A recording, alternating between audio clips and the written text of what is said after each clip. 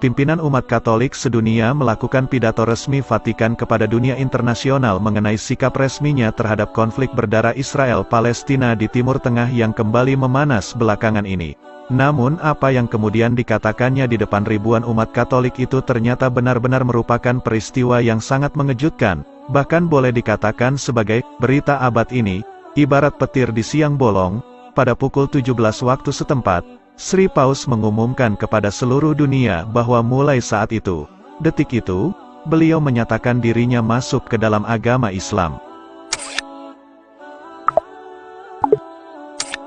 Saking mengagetkannya pengumuman tersebut, 16 orang di antara ribuan umat yang mendengarkan pidato langsung Sri Paus, langsung dilarikan ke rumah sakit karena mendapat serangan jantung mendadak.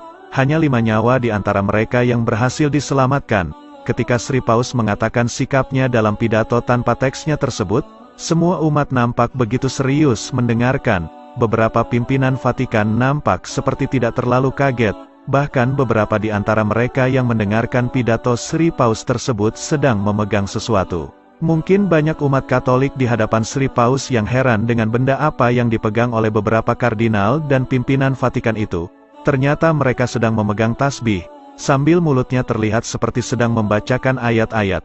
Ternyata para pimpinan dan pengurus Vatikan semua sudah tahu bahwa semenjak beberapa bulan terakhir, Sri Paus bahkan sudah mulai melakukan sholat dan puasa, dan itu juga dilakukan bersama-sama dengan mereka semuanya. Inilah selengkapnya pidato Sri Paus tersebut, yang setelah jadi mualaf, namanya telah berubah menjadi Ahmad Sri Paus, supaya umatnya tidak terlalu kaget.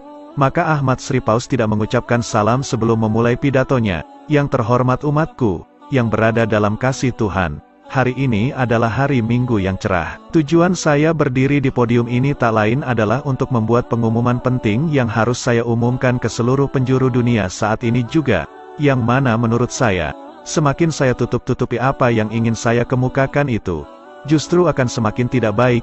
Ini semua berkaitan dengan pilihan jiwa dan hati nurani saya. Sudah selama puluhan tahun kalian semua mengetahui bahwa saya adalah seorang pemeluk agama Katolik yang taat. Bahkan saya adalah pemimpin umat Katolik di seluruh dunia, sekaligus sebagai wakil Tuhan di dunia ini, atau Vicarius Filii Dei. Saya mewakili urusan Allah untuk dunia ini, memberikan amnesti, abolisi dan grasi atas umat manusia yang berdosa dengan mandat sepenuhnya dari Allah. Namun mulai kini saya tak mampu berdusta lagi. Sesungguhnya sejak puluhan tahun lalu, saya sudah tak meyakini lagi kebenaran dari agama Katolik ini. Karena semakin saya mendalami Alkitab, semakin jelas pula kesalahan-kesalahan yang saya temukan dalam kitab ini. Maka itu, saya berusaha membandingkannya dengan kitab-kitab suci yang lain. Dengan kitab Injilnya Kristen Protestan, malah semakin rusak. Dengan kitab Wedanya umat Hindu, Tuhannya juga ada 3.